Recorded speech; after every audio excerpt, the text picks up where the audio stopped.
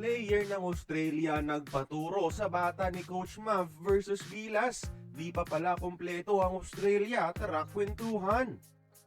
March 1 mga idol, haharapin muli ng Gilas Pilipinas ang Australia.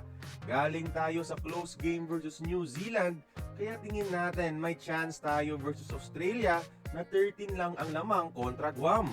Pero di pa pala kumpleto noon ang Australia. Ang star player nila na si Mitch Creek nauna na dito sa bansa dahil na late siya sa US visa, kaya di nakapaglaro versus Guam. At dito sa Pinas mga idol, humingi siya ng tulong sa mga Pinoy skills trainer natin at nagpatulong hasain ang kanyang laro in preparation for the Gilas game.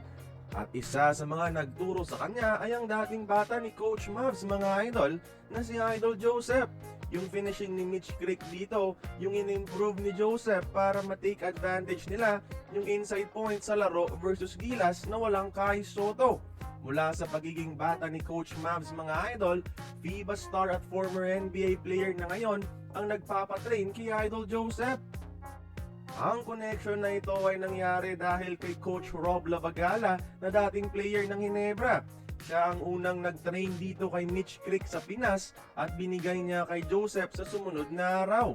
Si Mitch Creek pa naman isa sa mga best players ng Australia mga idol na magaling yung shot creating ability, hirap pabantayan. So alam nyo na kung sino ang sisisihin kapag maganda ang nilaro niya kontra Gilas. De joke lang, nakakatuwa lang na sila pa mismo ang nag-reach out sa mga Pinoy coaches para magpa-train. Yun lang mga idol, kaya kayo, tingin nyo, kaya bang pigilan ng Gilas defense itong Australia?